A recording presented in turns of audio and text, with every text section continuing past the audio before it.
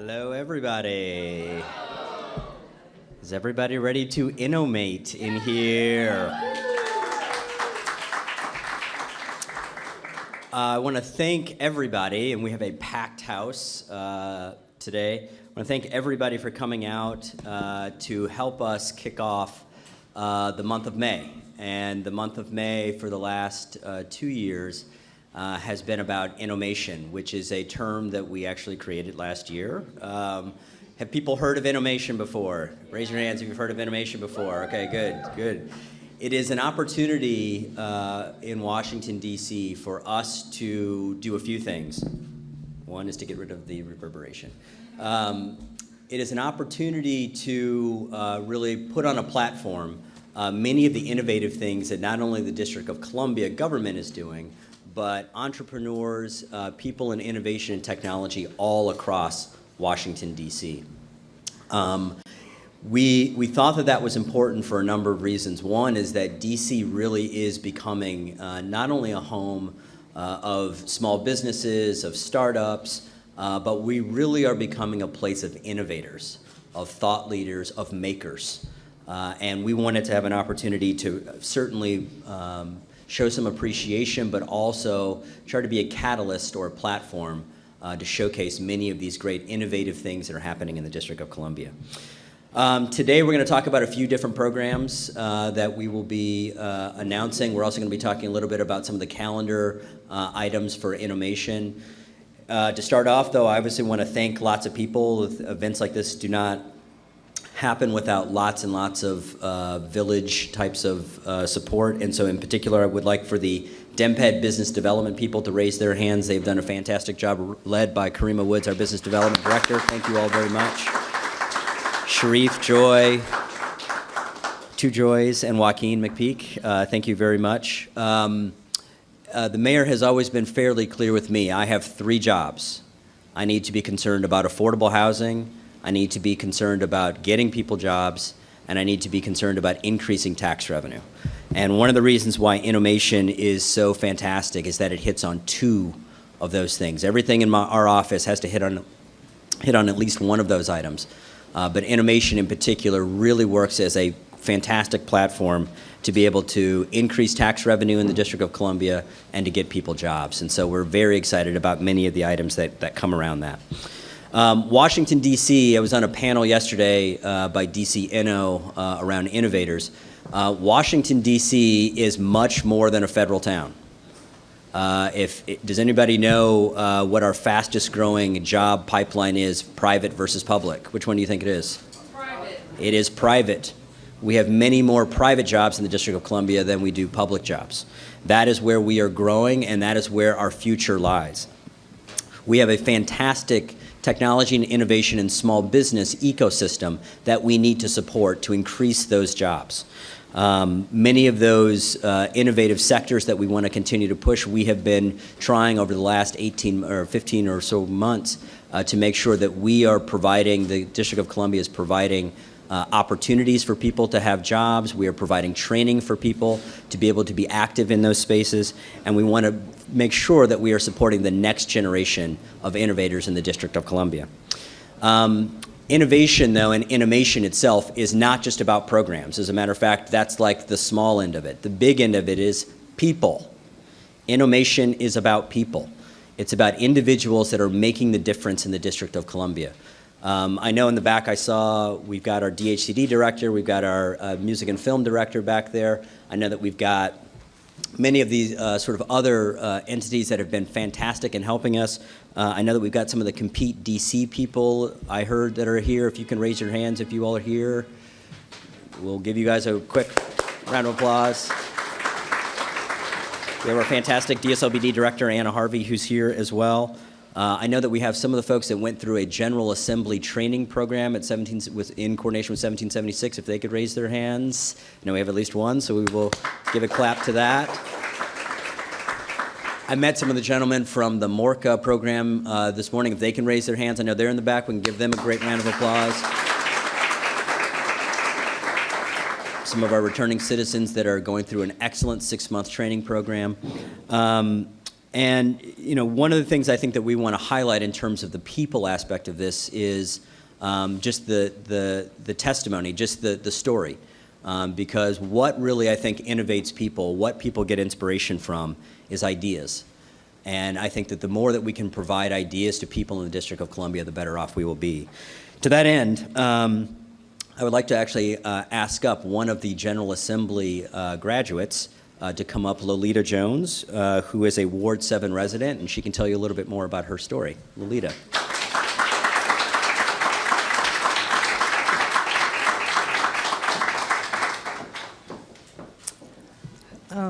Good morning.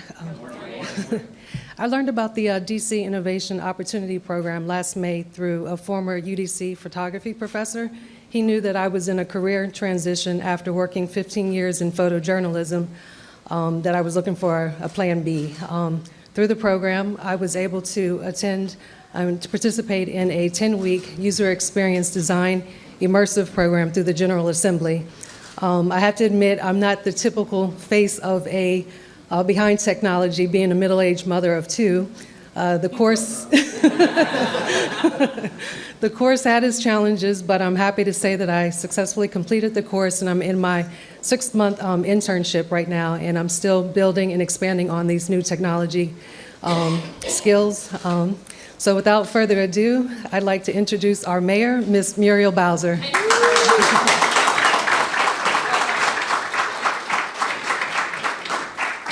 Well, hello, everybody. Let's give a big hand to Lolita. Give her a big round of applause. And she's here with her daughter. Give her daughter a big round of applause.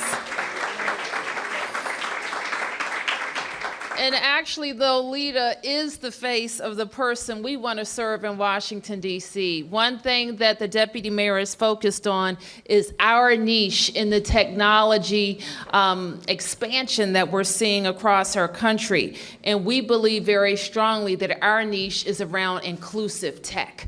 And so we are so proud to give so many people the opportunities not only to find a plan B, a new job, a second job, or their own pathway to the middle class right here in Washington, D.C. So Lolita, you can be our spokesperson anytime. Let's hear it for her again.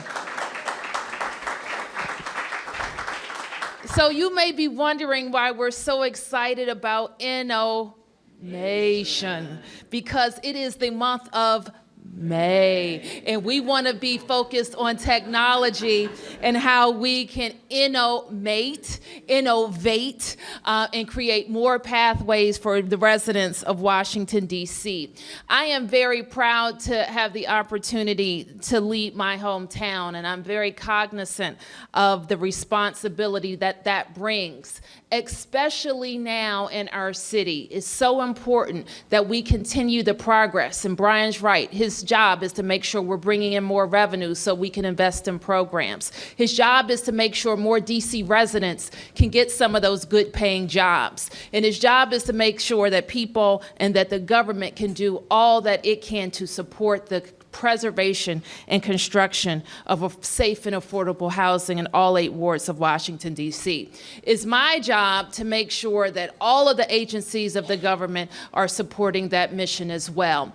And the Deputy Mayor for Greater Economic Opportunity is there to cut across all of the silos that can develop in government and say that this is a city that is prosperous. And in a city as prosperous as ours, it is my job to make sure that everybody has a fair shot. And so during innoMAYtion, we get to talk about how we can invest in the people of Washington in the growing fields of the creative economy, of technology, and in entrepreneurship. And I get really excited about these opportunities. You're going to hear from a lot of folks some things that we have planned this month. You'll hear about the things that we've been able to accomplish, and you should also understand that we see this as an all 8 ward strategy, right? So we're in the beautiful Anacostia Art Center. Let's hear for historic Anacostia.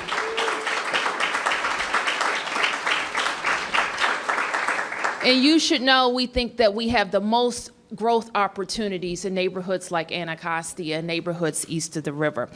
So let me thank and acknowledge the leader here in Ward 8 who has been such a tenacious advocate for the people of Ward 8, whether it comes to housing or small business opportunities or infrastructure investments or how we are going to get going long-stalled economic development projects that will bring jobs and opportunity to Congress Heights. Let me acknowledge the Ward 8 Council member, LaRuby May.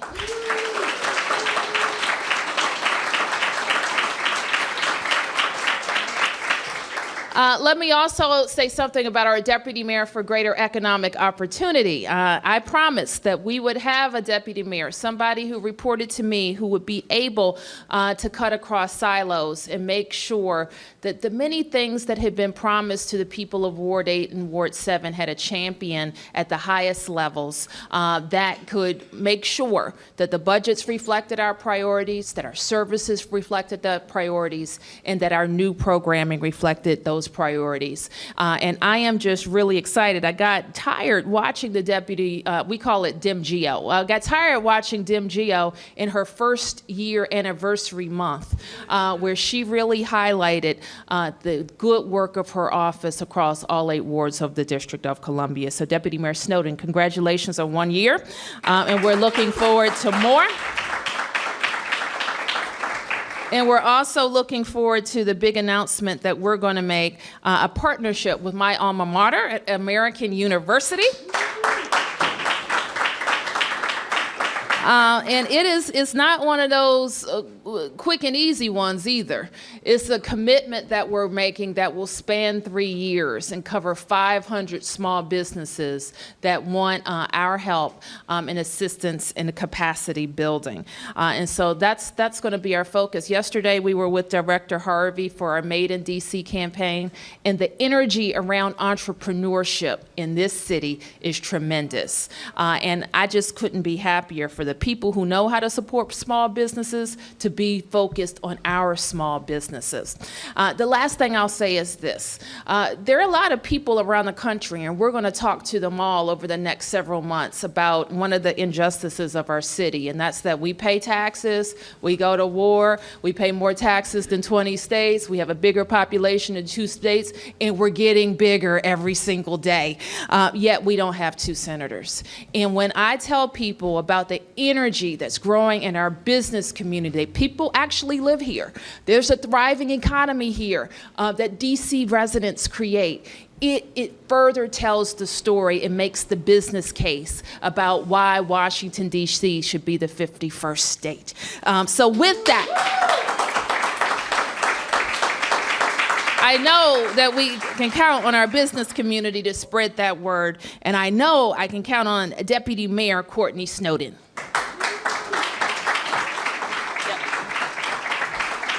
Good morning, everybody. Good morning. Or as I like to say, hey, y'all. Thank you so much, Mayor Bowser, both for your fantastic leadership and support of our office. We have been doing incredible work over the last year to help close gaps throughout our city, but in particular in neighborhoods that are overlooked and underserved. I obviously want to give a very special thank you to American University for their willingness to partner with us on such an incredibly important initiative that is really going to transform our communities in a pretty meaningful way. We are here today because Mayor Bowser believes that opportunity and innovation shouldn't be limited by zip code. We know that talent is ubiquitous, but we also know that opportunity is not. And today we're launching a program that is going to create opportunity for residents, in particular right here in Ward 8 and in Ward 7. Mayor Bowser knows that good ideas aren't just born in Ward 1 or Ward 3, but that they exist right here in our communities. And we have evidence of that right here at the Anacostia Arts Center. Now, we really believe, as the mayor said, in inclusive innovation. And inclusive innovation means turning natural, an African-American owned juice bar, right on MLK. Who would have ever thought that would happen? Innovation is having the audacity to look at a piece of vacant and blighted property and dream about that piece of property and turn it into something productive. That's what small businesses here in the district are doing. That's what small businesses east of the river are doing, and we want to help them grow. Innovation is when someone who used to be a contractor realizes that he would be better served and better serve the city by becoming his own vendor and starting his own business and hiring district residents. like Mr. Fred Hill, who we'll hear from a little bit later. Inclusive innovation is about ensuring that good ideas can flourish in every single part of our city and that every single community can benefit from goods, services, and amenities that entrepreneurs provide. And that's why Project 500 is special. Through Project 500, we're going to invest in small businesses that have invested in our communities. With the support of American University's Center for Innovation in the Capitol, we will train, retain, and grow small businesses in overlooked and underserved communities. And as their capacities increase, so too will their investment and hiring capacity in our communities. Now, Project 500 was literally born on in a conversation at 11 o'clock at night on my front porch with my good friend Melissa Bradley. And as we talked about it, we talked about our shared vision for growing economic opportunity east of the river. Now, that's a vision that the mayor has laid out very clearly. It's a charge she gave me when I first got here. And we talked, Melissa and I, as the mayor and I have as well, for hours about how we would change these communities and use entrepreneurship and small business to do just that. Melissa understands the incredibly changing face of our communities and understands even more importantly that we have to invest in the people that are right here. And we have partnered with AU to do just that.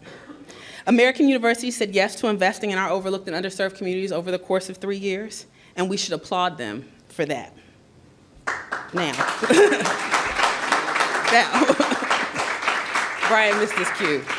So it is my pleasure to bring someone who has been a mentor, a friend, and now I get to call a colleague, to talk a little bit about this fantastic partnership and the work that we're going to do together to make sure that every commercial corridor east of the river starts to grow just like MLK has, like Good Hope Road has, like Columbia Heights and other neighborhoods around the city. Come on up, Melissa.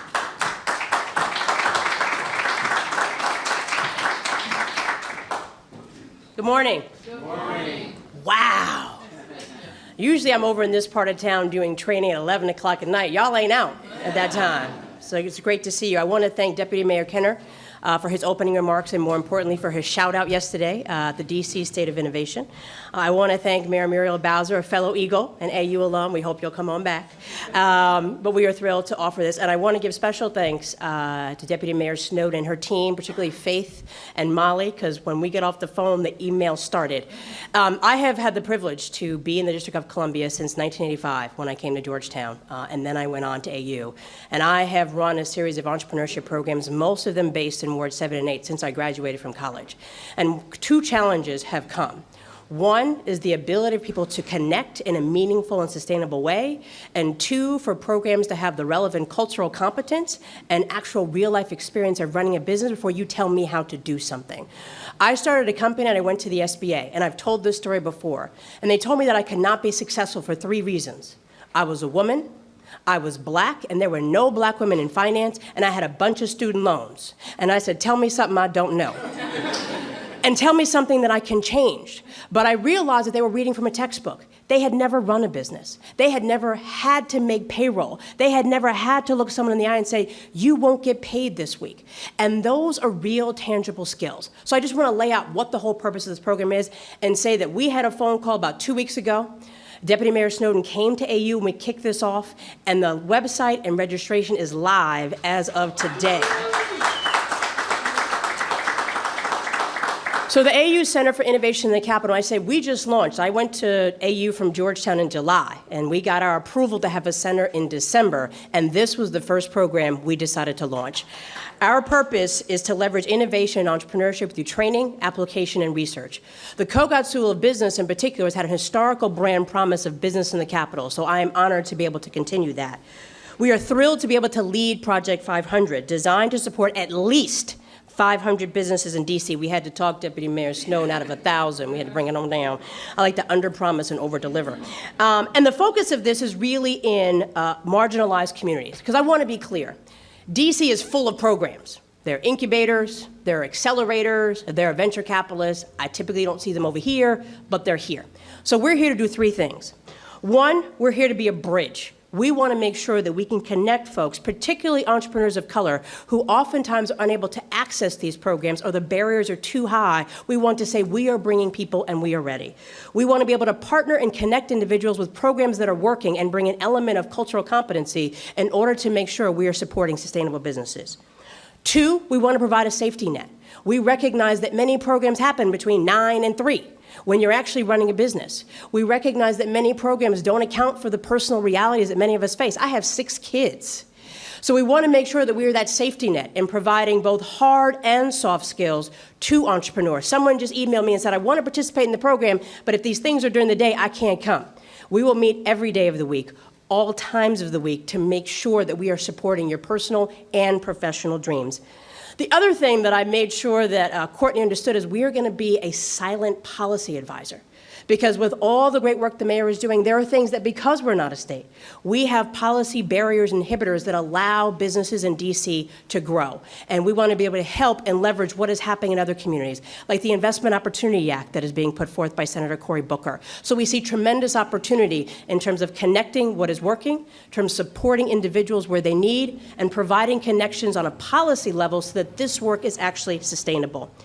Our program will consist of conferences, workshops, webinars, cohorts, so you actually get to know folks who are feeling what you're feeling, networking, and most importantly, access to mentors. The content will include personal development like financial literacy, presentation skills, life plan development. We also will work on the financial stuff. Own your numbers, business plan development, talent management, scaling a business, how to have a board. We will partner with American University for non-credit courses. We will partner with Luma Lab for safe space and training. We'll partner with Day Lab, one of the only innovation labs in the country run by people of color, to train business owners to ideate, rapid prototype, manage risk, and survive failure. We also, most importantly, will have access to mentors. When we launched the center, we announced 6 executive innovators and residents, people who have been entrepreneurs and been there and will be valuable to this program. We've picked them because they have skills and resources, but most importantly, real life experience. We will have Art Stevens, who just retired from PayPal as the head of social innovation, who helped create several online portals around financial lending for small businesses to really look at financial statements of business owners. We will have Sterling McCullough, who is a sales expert, who was just part of Social Solutions acquisition, is now in leading global sales at Salesforce. We'll have Rahul Bhandari, who actually was a government contractor and sold his business and now is an investor in small businesses. And let's not forget, as I drove down Martin Luther King, there are lots of non-business participants that we hope to engage, and we're proud to have Marissa Mahoney with the Aspen Institute to help us specifically engage with the faith-based communities. We recognize that our goal is big, to help 500 businesses grow. Let me be really clear what grow means. That means increase revenue, increase sales, increase staff, or increase your geographical footprint. We are talking about exponential growth, not incremental progress. We want to be clear that we are really just a bridge and a safety net and advisor to really bring the innovation ecosystem east of the river. We know that there are a tremendous amount of opportunities coming through supply chain relationships, things that are happening with the 11th Street Bridge, that are happening with St. E's. We want to make sure that the indigenous entrepreneurs who've been here since the beginning have the first opportunity to access those resources. We see that...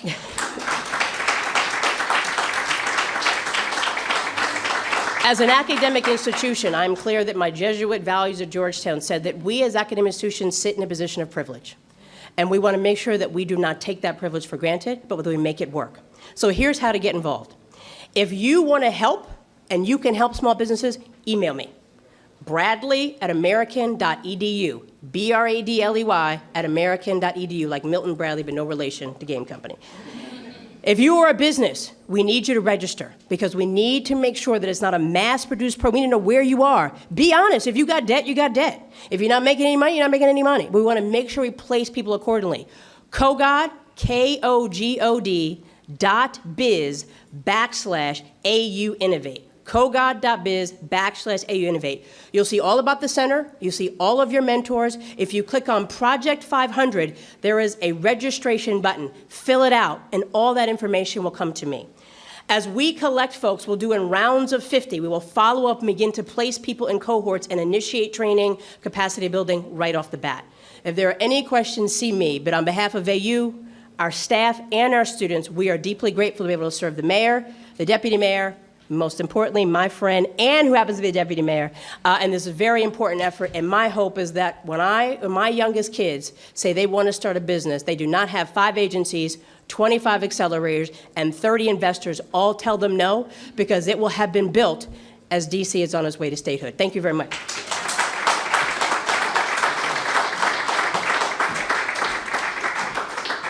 That's a fresh idea. That's a fresh idea.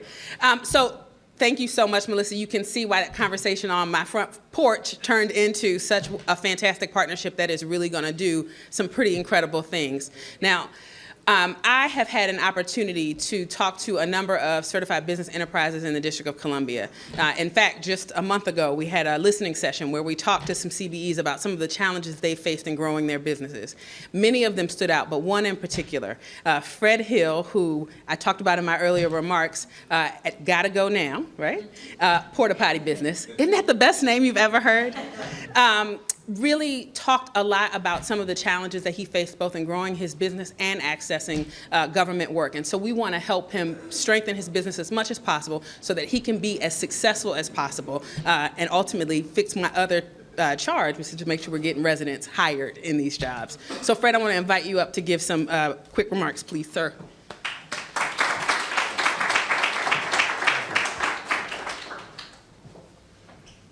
Thank you. I'm really excited about the opportunity of what I'm hearing today. This is incredible. I want to jump out of my suit because we're celebrating 10 years in business since February of this year. We started with just 3 portable restrooms in 2006. We have now over 850. We also provide portable luxury trailers, so they're the restrooms just like in fancy hotels or your home. Last year, we acquired 2 companies that were renting tables, tents, and chairs, so we offer tables, tents, and chairs now. We also provide street barricades, pedestrian barriers, and temporary fencing on construction projects here in the city. So another thing that I heard I liked is that part of my business plan was to include as many of the Ward 8 residents that knock on my door every day for work. You know. And we have this year done more business in the first quarter than we did in half the year last year because of these opportunities that are coming from our government. So thank you.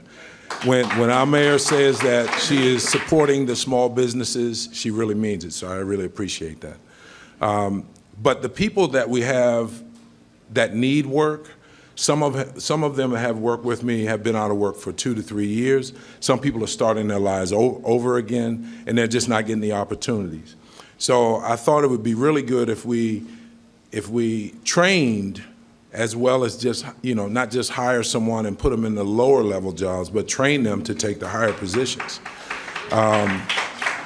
So we have some now that started out as a laborer setting up for an event at St. Elizabeth campus, and now they are running that setup. So we had Broccoli City Festival last weekend, which was good. We had 32 people from the community working that week, really. So I thank you again, Madam Mayor, Mr. Kenner, Courtney. I love it.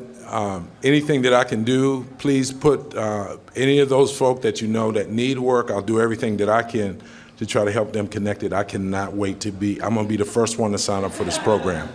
All right? So thank you. Thank you. Thank you.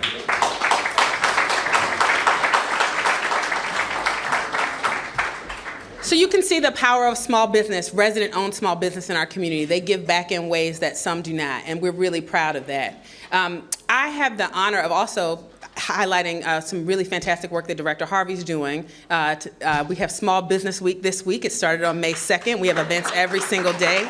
Her team has done incredibly hard work, so please check out their website, dslbd.dc.gov, to get access to all of those events. We also launched in April basically, to Mr. Hill's point, a program called Aspire to Entrepreneurship, which is a program that helps returning citizens start their own businesses and provides them with some seed capital and individual development accounts. We're really excited about that, and the application, I believe, went live on May 1st on the website. And I've talked a lot about this program with one person in particular who I'd like to welcome up, Councilwoman LaRue May, to offer some closing remarks for us.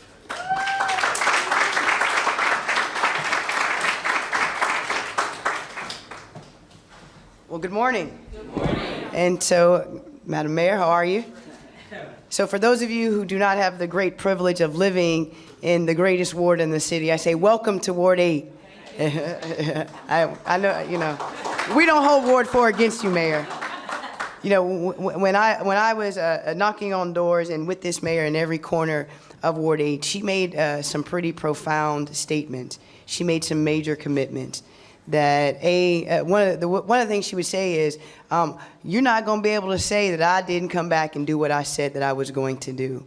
And she said that to residents, and she said that to businesses, and she continues to fulfill her commitment to Ward 8 businesses and to Ward 8 residents. And I am very grateful to serve as the council member during this season while we have a mayor who's so committed to making sure that Mr. Hill not only gets opportunities, but that he hires Ward 8 residents. And so I'm very grateful, very excited. This is innoMAYtion, but you know, my last name is May, so it all works out. You know what I mean? Like May, hey, it's always innoMAYtion, right? We love May. In Ward 8, it's all about May. So no, but I'm really excited about this program because this program will do things like Ms. Bangura, who runs a company like Gophers, a production assistant staffing program, who's a resident here in Ward 8, and provides opportunities for her, provides opportunities for Dakara Reed, who is an 11-year-old entrepreneur artist who has her own line of clothes and T-shirts, right? This provides opportunity for Madeline Berry, who has Madeline's Bake Sale, right? She's a third grade student, but she's already thinking about how it is that she has the opportunities to work for herself, and she's actually already hired 4 of her classmates at school, right? And so as we foster young entrepreneurs, older entrepreneurs, we're just so excited about that. You know, we're going to try to make sure, we love Ward 7, they're our cousins, but we're going to try to make sure, right, we're going to try to make sure as many of the 500 opportunities that'll happen with this program come from Ward 8, and we look forward to your support. So in closing, I'm to tell you that you should visit innoMAYtion.dc.gov to sign up to be a part of this program. And definitely if you're a resident of Ward 8, and if you don't have the internet, come to my office at 2235 Shannon Place, and we will go online for you, and we will make sure that we're doing everything that we possibly can to make sure that every opportunity available for businesses in Ward 8 that you can take advantage of, and that you can spend some money right here in Ward 8. Thank you all very much, Coach.